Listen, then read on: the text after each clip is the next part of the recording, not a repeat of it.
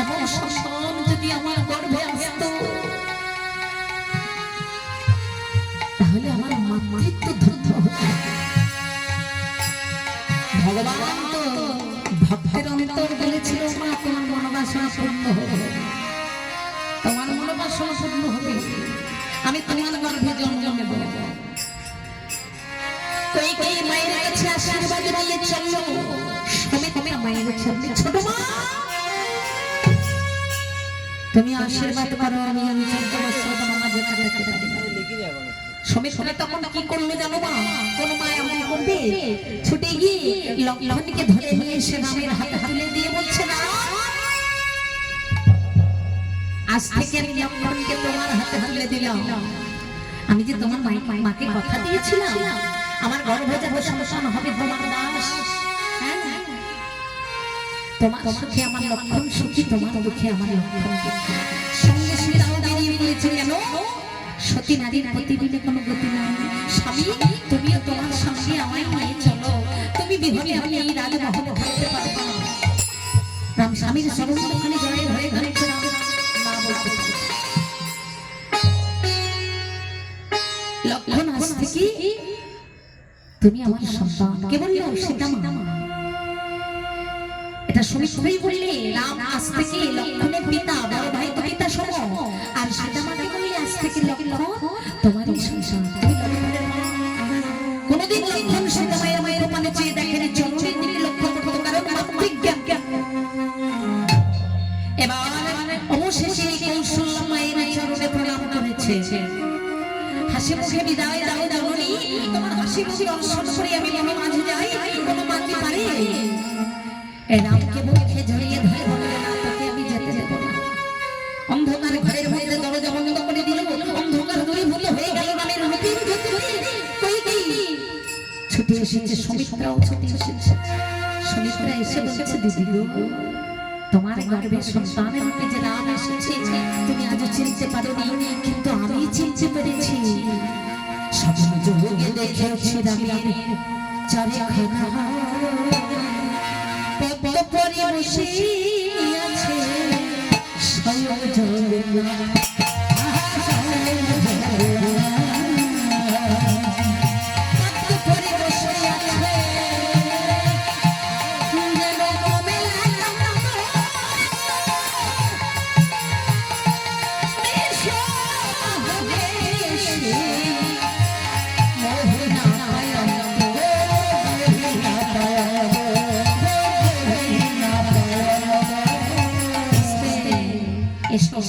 সুন্দর করে হাসি মুখে বিদায় দিই। রামচন্দ্র রাজা ধর্মপরি ত্যাগ করলো, সন্ন্যাসী বেশে ধারণ করে এবার চলে যাওয়ার সময় মা কি করলে একটু দুধ খাইয়ে দিয়ে যাত্রা শুরু করবার জন্য দুধ খাওয়াতে গেল। কইকেয়ীর কেমন না হরি বল পুজুরির কেমন না পেয়ে কইকেয়ী ওই দুধের বাটি ধাপ ধাপ বেড়ে ফেলে অনেক কষ্ট পেয়েছিল। কৌশল্যা বলেছিল, এত নিষ্ঠুর নির্মম পাষাণের হৃদয় তো তুই আমার ছেলেকে বনবাসে পাঠিয়ে শান্তি হয় একটু দুধ খাওয়াতে গেলাম ফেলে দিলি। রামচন্দ্র মায়ের চোখের জল মুছিয়ে দিয়ে কৌশল্যাকে ডাক দিয়ে বললে, জননী আমার এই আশা পূর্ণ করতে পারবো না এই যুগে, তবে দাদাও যদি ওই কইকেয়ী মা চেয়েছে ওই মায়ের গর্ভে আমি জন্ম নেব। কইকেয়ী মা হবে দৈবকী মা, দৈবকীদের একটা শ্রীচন্দ্র জন্ম নিয়েছিল। তুমি গোয়ালিনী মেয়ে, নাম হবে যশোদা, তোমার কাছে আমি লালন পালন হব, তুমি স্তন আমি পান করব, সাথে সাথে আমার মা শাসন করবে। হরি বল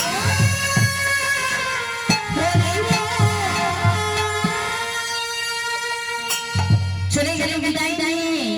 এদিকে অচৈতন্য হয়ে পড়ল, অজ্ঞান হয়ে পড়ল রাজা দশরথ, মেনে নিতে পারল না ছেলের বনবাস। অযোধ্যার সীমা পার হয়ে গেল, চিত্রকূট পর্বতে গিয়ে রামচন্দ্র আশ্রয় নিল। এদিকে যখন ভরত মামার বাড়ি হতে খবর পেল দ্রুত গতিতে রথ ফিরে এলো অযোধ্যায়। কুজিবুড়ি করে প্রহর দিয়ে তাড়িয়ে দিল। মাকে তিরস্কার হাত গালাগালি করলো, দাদার খোঁজে বেরিয়ে পড়ল। কোন পথে যাব ভগবান তোমার খোঁজে পড়ল। চিত্রকূট পর্বতে এসে দাদারা দর্শন পেয়ে চরণ দুখানি জড়াই হয়ে দাদা মায়ের উপর অভিমান করে তুমি এসেছো, আমি তোমায় নিয়ে যেতে এসেছি, ফিরে চলো। রামচন্দ্র মাথায় হাত দিয়ে বলেছিল, যা ভাই, আমি তোকে আশীর্বাদ করলাম, তোকে আমি আদেশ দিলাম রাজ্য পরিচালনা কর। বললে ওই সিংহাসনে শুধুমাত্র তোমার অধিকার, আর কারো নয়। ওই সিংহাসনে আর কেউ বসতে পারে না, ওই সিংহাসন শুধুমাত্র তোমার। আমি তো বুঝতে পারবো না, তোমার পাদুকা দুখানি দাও। রামের পাদুকা দুখানি মাথায় করে রামের আদেশে অযোধ্যা ভূমিতে যাত্রা করলে, এদিকে যখন জ্ঞান ফিরে পেল রাজারা সৌজন যেখানে শুনতে পেল রামচন্দ্র লক্ষণ আর সীতা দেবী বনবাসে চলে গেছে, এই কথা আর সহ্য করতে পারল না।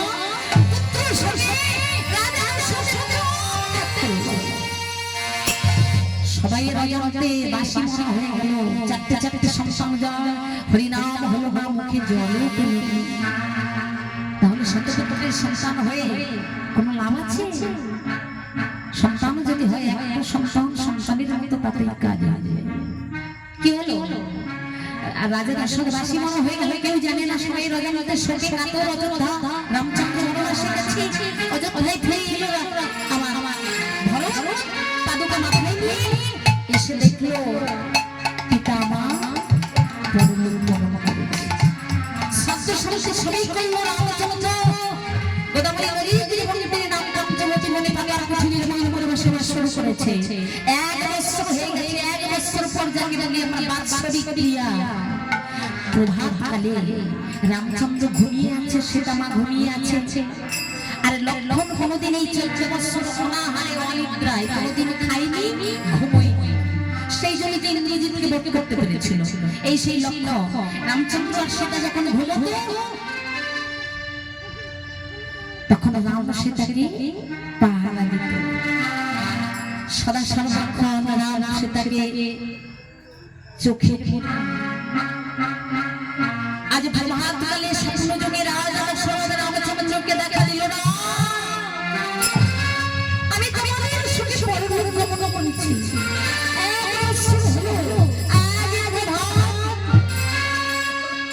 হলেই আমার স্বপ্ন করো। স্বপ্ন যোগে পিতাকে দর্শন করে নয়ন জলে বলে ভবসায় ভগবান কাঁদে। যার কৃপার লাগি কত মনি ঋষি যোগী ঋষি কর্মবন্ধন নাশ করে, সংসার বন্ধন নাশ করে যুগে যুগে জন্ম জন্মান্তর ধরে ধ্যান করছে, সাধনা করছে ধ্যানের অধিষ্ঠিত দেবতা।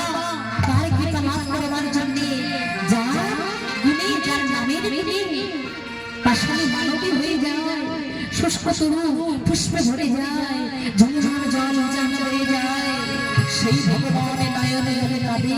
লক্ষণ ছবি যেমন যতক্ষণই জড়াই হয়ে হয়ে বাবা কি হয়েছে তোমার, এমন করে কাঁদছো? ভাইয়ের কাছে এই কথা বললে পিতাকে আর দেখতে পাবো না। দেশে গিয়ে গিয়ে পিতা পরলোক গমন করে। আদি তার স্বপ্ন করণ করিয়া উপায় আদি হরি লক্ষ্য বললে, দাদা কোথায় কি করবো, যা হওয়ার তো হয়ে গেছে।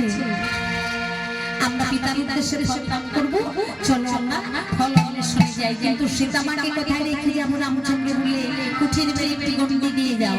তাই রামের আদেশে যখন কুঠির বেরি বেরি গন্ডি দিয়ে সীতাকে ব্যাগ রাই লক্ষণ বলে, ওমা আমরা দু ভাই বনমাঝে চলেছি সমস্ত ফল আনয়ন করতে, পিতার উদ্দেশ্যে দান করবো সকল মুনি ঋষি ভক্তদেরকে, যতক্ষণ না ফিরে আসছি গন্ডির বাইরে ফিরে যাবে। এই বলে একটি গন্ডি দিয়েছে রামের আদেশে, দিয়ে দুই ভাই চলে গেছে। এমন সময় অনাহারে আছে রাজা দশরথ ক্ষুধার জ্বালা সহ্য করতে পারলেন না। ব্রহ্মদেবের কাছে গিয়ে বললে, হে ব্রহ্মদেব। কে? বললে, আমি রাজা দশরথ। কি ব্যাপার? 1 বছর কাল অনাহারে আছে, দারুণ ক্ষুধার জ্বালা, আমি আর সইতে পারছি না। কেন? অযোধ্যায় ভরত তোমার শান্তি করেছে বলে না, কই কই রাক্ষসীর গর্ভে ভরতের জন্ম হয়েছে, যার জন্য আমার রামচন্দ্র বনবাসে গেছে। ওই ভরতের হস্তে পিণ্ডে আমি গ্রহণ করব না।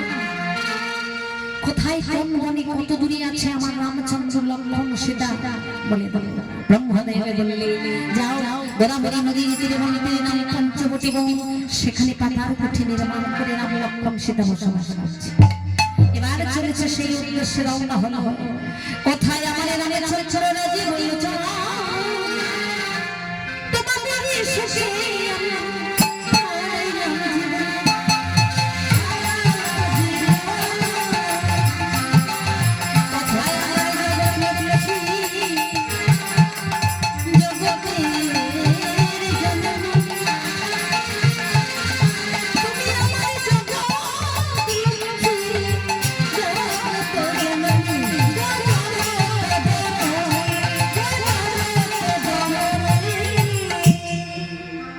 ধীরে ধীরে চলেছে। কুঠিরের দিকে যখন এগিয়ে চলেছে রাজা দশরথ ভয়ে সীতা দেবী কুঠিরের কোলে এলেন। রাজা দশরথ বললেন, ওমা সীতা, তুই আমাকে ভয় পাচ্ছিস? আমি তো শ্বশুর এসেছি দশরথ। সীতা সাহস করে কথা বলল, আমার শ্বশুর রাজা দশরথ 1 বছর হলো পরলোক গমন করেছে। বলে এটা সত্য, যতদিন তোদের হস্তের পিণ্ড না গ্রহণ করছে আমি তো স্বর্গে যেতে পারছি। সীতা দেবী জানি দিয়ে কি বললি, সত্যিকার যদি তুমি আমার শ্বশুর হইবে রামচন্দ্রের দেওয়া গঙ্গি লঙ্ঘিয়া আসিবে,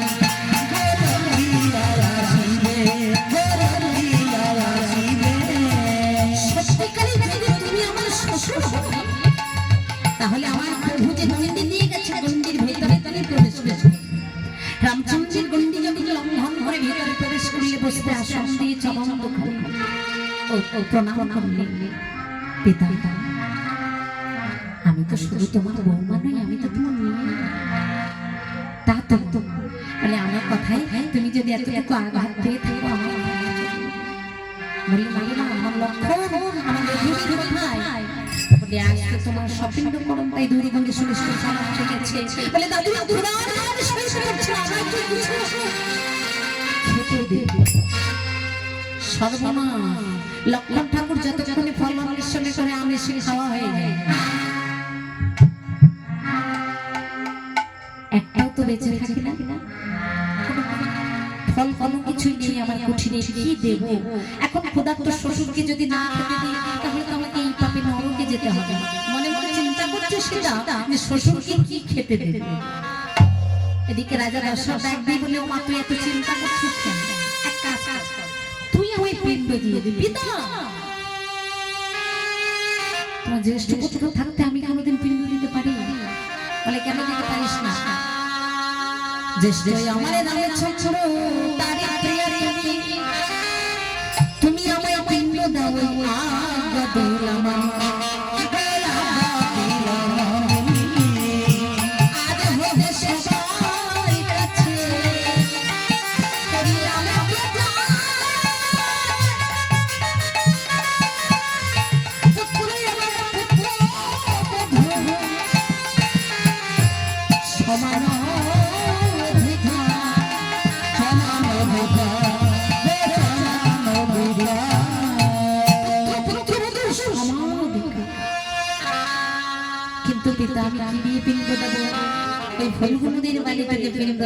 মানুষের খাদ্য, তুই তো এই জগতের লক্ষ্মী, তোর হস্তের বালির পিণ্ড আমারই তো সম্মান। কিন্তু পিতা আমার স্বামী যদি না বিশ্বাস করে, এখানে অনেকে আছে, তাই সেই সাক্ষীর জন্য বলে কি এদেরকে সাক্ষী করে দিবি, তোর স্বামী ফিরে এলে যাতে এরা সত্যি কথা বলে।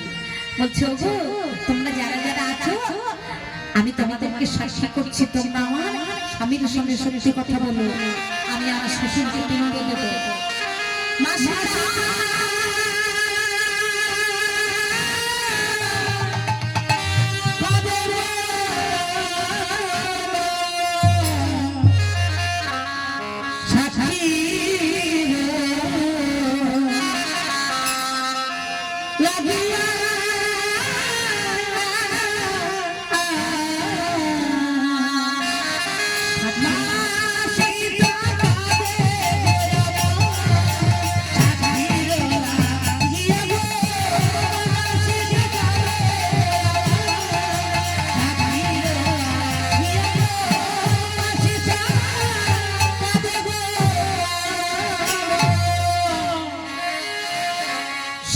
কথা ভেবে মা সম্মুখেতে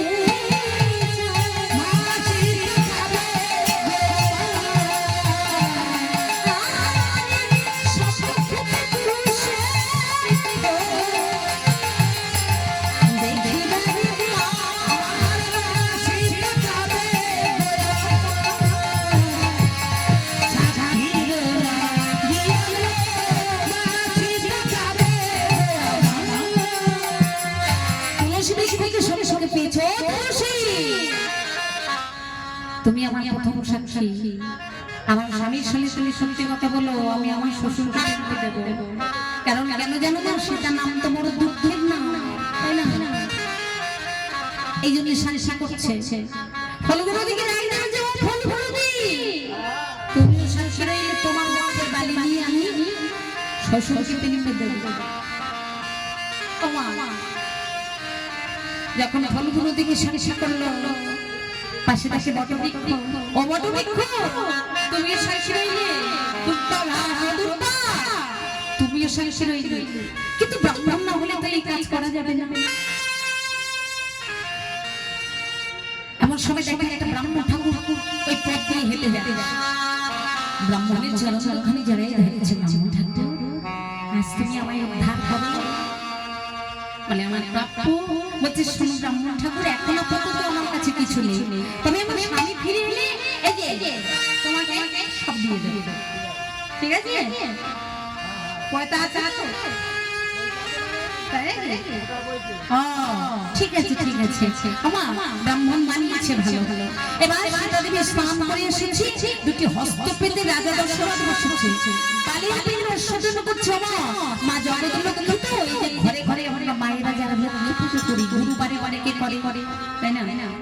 আবার আবার মানে বৃহস্পতিবারে প্রতি ঘরে ঘরে মায়েরা লক্ষ্মী পুজো করে। এই সেই জগতের লক্ষ্মী যার হস্তে বালির পিণ্ড হবে অমৃত। আজ ভগবান শ্রী রামচন্দ্র ওদিকে ফল অন্বেষণ করতে গেছে, আর এদিকে রাজা দশরথ সীতা দেবীর হস্তে বালির পিণ্ড গ্রহণ করছে। মা সীতা দেবী বসেছে স্নান করে, ব্রাহ্মণ ঠাকুর আর দুটি হস্ত পেতে রাজা দশরথ বসেছে। তখন যেমন উচ্চারণ করে তা শ্রবণ করে সেনা উচ্চারণ করে। এবার শুরু হচ্ছে পিণ্ডদান, মায়ের একটি মূর্ধন্যের সংকটধ্বনি। দুটি হস্ত পেতে রাজা দশরথ বালির পিণ্ড খান।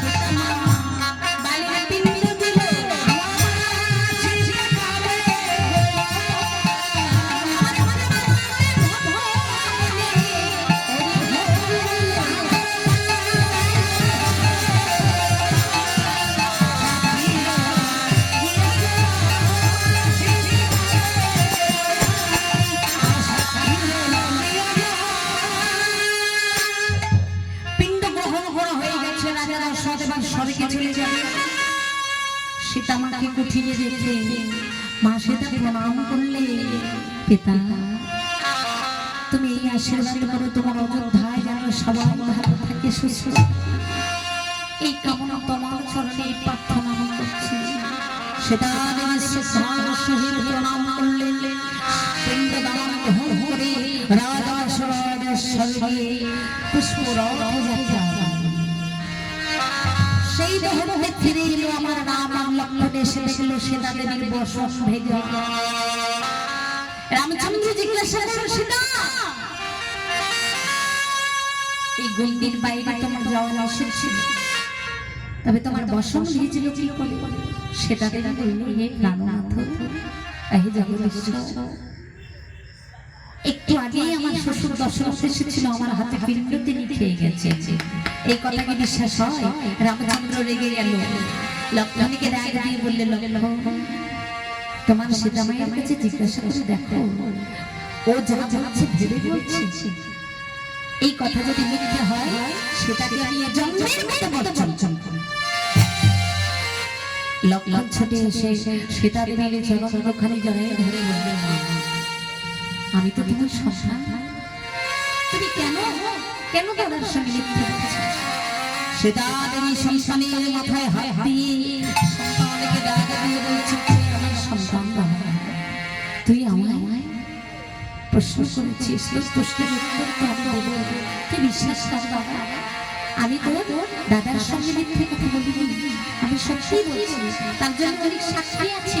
তাই সেটা আগে আগে পিছনে রাম আর লক্ষ্মণ চলেছে, আগে আগে সেটা মা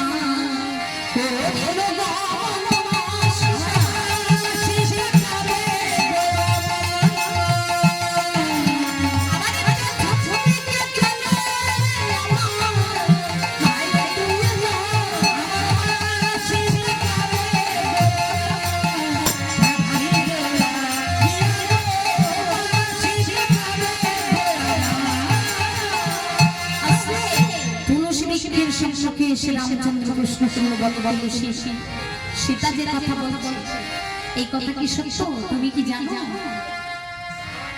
তুলসী ছিল এই কথাটা সত্য, প্রথমে আমার সাক্ষী করেছে, কিন্তু আজ আমার মিথ্যে বলবো। দেখো তিনটি প্রশ্ন আছে,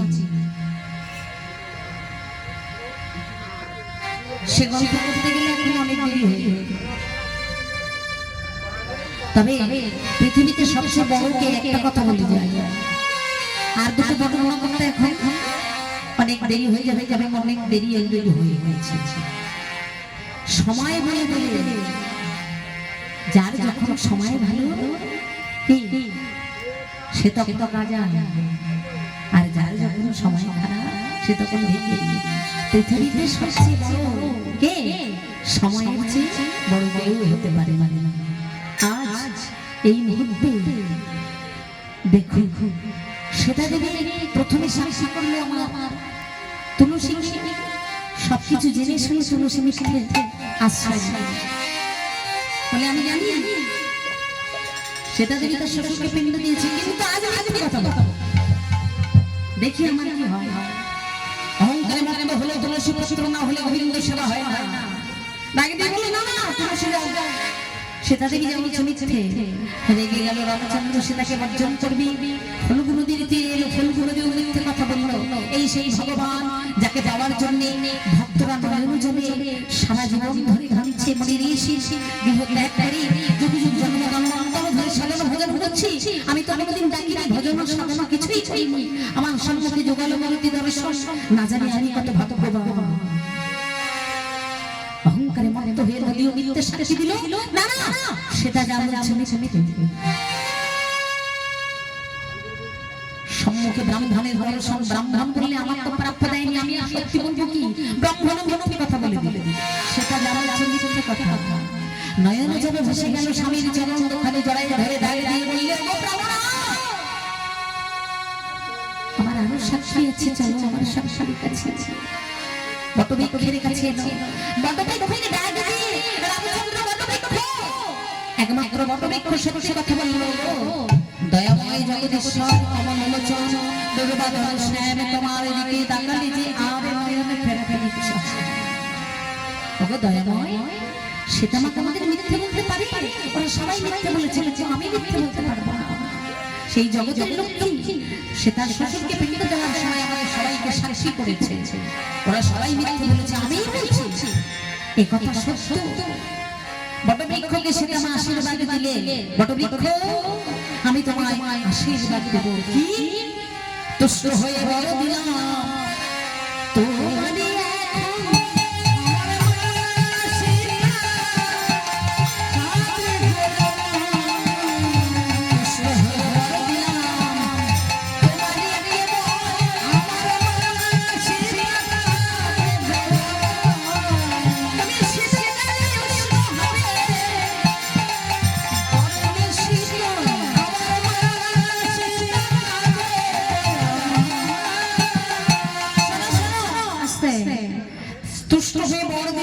তোমারে কেবল শীতকালে উষ্ণ হবে গরমে শীতল প্রখর রৌদ্রে বটবৃক্ষের তলে গিয়ে দাঁড়াই যদি কেউ মলয় বাতাসে তার হৃদয় জ্বলিয়ে যায়। আর কি বললে ডালে ডালে হবে তোমার কর্ম বিস্তর, তোমারও তুমি যে দাঁড়াবে জুড়াবে অন্তর। আশীর্বাদ দিয়ে দিল। ওদিকে দুর্বা ঘাস দেখে বলছে প্রভু সীতা মা যেটা বলছে সত্য কথা, সীতা তার শ্বশুরকে পিণ্ড দিয়েছে, আমায় সাক্ষী করেছে।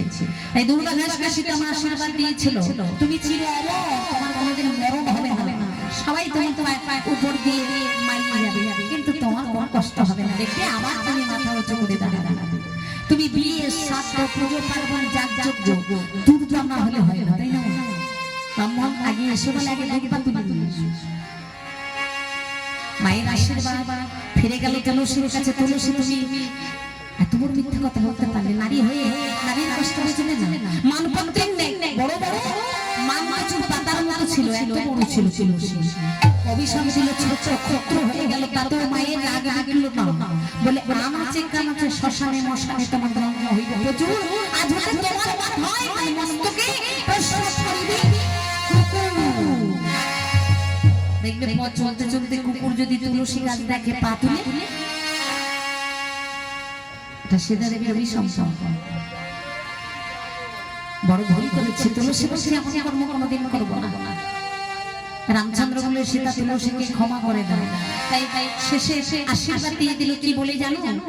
তুষ্ট হয়ে বড় দিলাম তোমারে এখন, তথাপি তোমার তুষ্ট করিবে যেমন তোমায় ভগবান গ্রহণ করতো, তেমন তুমি ভগবানের সেবা অসুবিধা নেই। কিন্তু এইটা আর হারিয়ে গেল না। এই কুকুরে দেখলে ওই ভালো ভালো করে মা জগৎ লক্ষ্মী চলে গেল কোথায়? ফলো ফলো দিলে তেরে বিশ্বাস রাখো, তোমার মুখের বাণী আমি আমার শ্বশুরকে পিণ্ড দিয়েছি। তুমি মিথ্যে বলেছ, তোমায় আমি অভিশাপ দেব। সাক্ষী নাহি দিলে ফেলবো হইয়া মরে